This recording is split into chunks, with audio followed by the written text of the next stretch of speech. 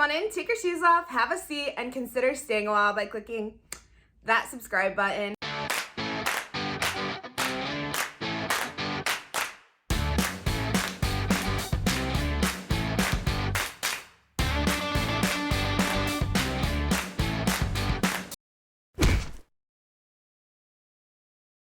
So I just wanted to quickly apologize for the lighting in here. Our new puppy chewed the cord to my ring light, so I'm waiting on a replacement to come in the mail for that. And it's rainy and gross outside in Indiana today, and unfortunately my lighting is just not good in here, so please bear with me on that. This last week was my 20-week ultrasound appointment, which was really cool because my husband not only got to come into the ultrasound, but he actually got to go to my actual appointment. And before, he could only go into the ultrasound. Some of them he couldn't even go into that. So it was really cool to have him come into my actual doctor's appointment, and it really gave me hope that we might be at the end of this pandemic and that there might be light at the end of the tunnel. And I just felt this sense of hope and like just happiness because, you know, things might be able to return to normal. Well, I then started looking at what's going on not only in the United States but internationally, and I just see this huge flashing warning of more lockdowns coming. So Duke University in the United States just announced that all of their students are going to be stuck in their dorm rooms for the next 2 weeks.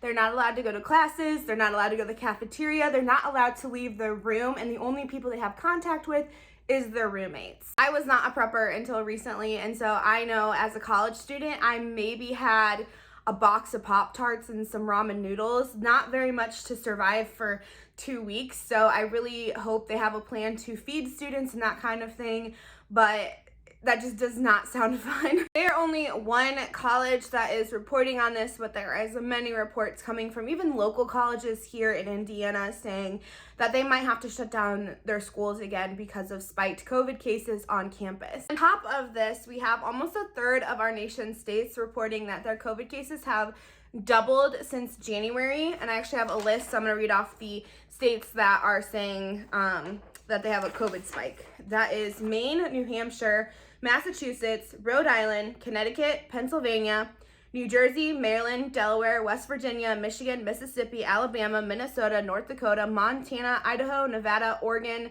Alaska, and Hawaii. Don't want to even try and mentally comprehend if we would have another lockdown. And I think because of things starting to open back up, which is so great, that's what we need for our economy. Like, we literally are in such desperation just to have everything open. But I started looking, like I said, going in internationally.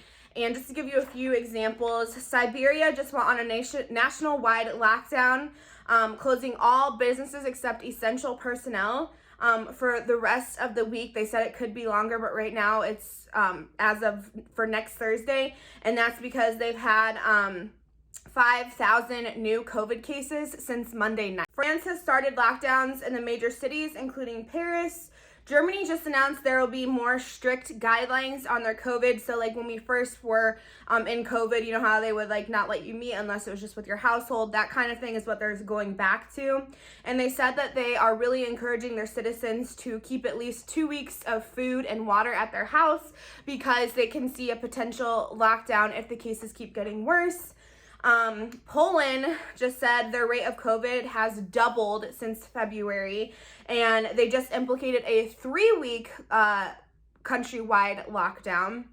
And Italy has officially closed all of their schools. They told everyone from elementary all the way to college to go home because of spiked COVID cases. And the reason why that they're sending home the school-aged children and that sort of thing is because they said their severe hospital cases that they have had coming in is overwhelming their hospitals, and all of the ages that are the really serious cases are middle-aged and younger, so it's not the older generation that we've been seeing. COVID first hit and our first lockdown happened, it happened months after most of Europe was already locked down. So the only thing that I'm going off of is the parallel of when this first happened, and with I would say almost half of Europe is pretty much looking at another lockdown. I mean, most of Europe is talking about locking down again. I think a lot of them are trying to be proactive to stop people from moving and contaminating each other and stuff.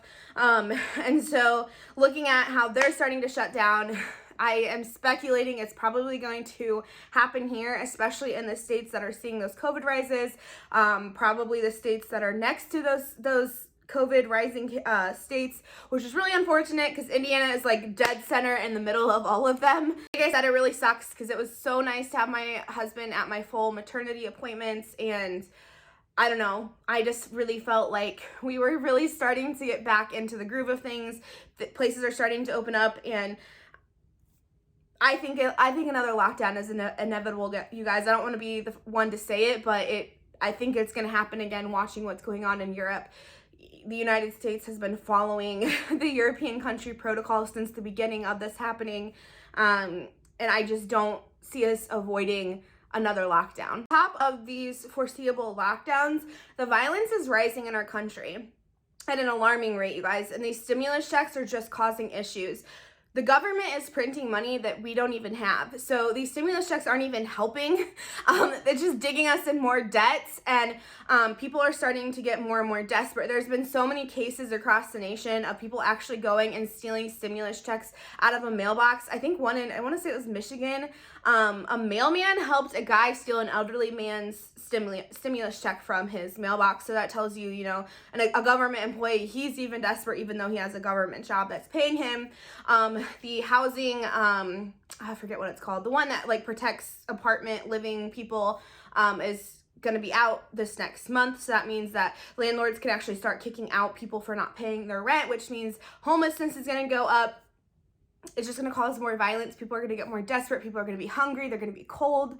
And I just don't see this ending well. In Indianapolis, there was even a guy who showed up at his, the mother of his child's door to say she owed him half the stimulus check even though the baby was living with her full time, and he actually shot and killed the mother and the baby. Guys, this isn't even bad yet. Like, the stores are still stocked. We're not in another lockdown, but you can only imagine what's going to happen if we do go in another lockdown. Like, we might as well just all go home, because we cannot survive as a nation another lockdown. That would just put a fork in our entire economy.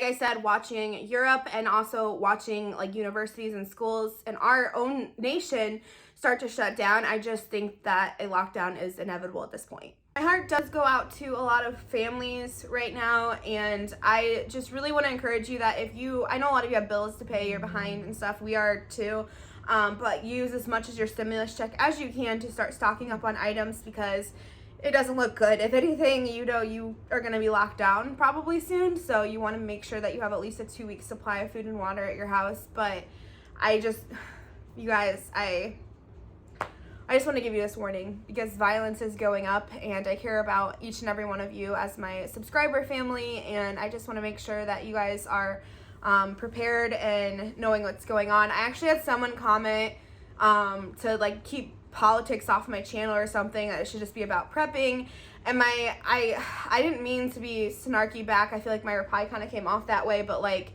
I don't see how you can prep and not know what's going on, and a lot of the things might come off as political, I guess. I feel like people think political as if like taking a side on one side or the other.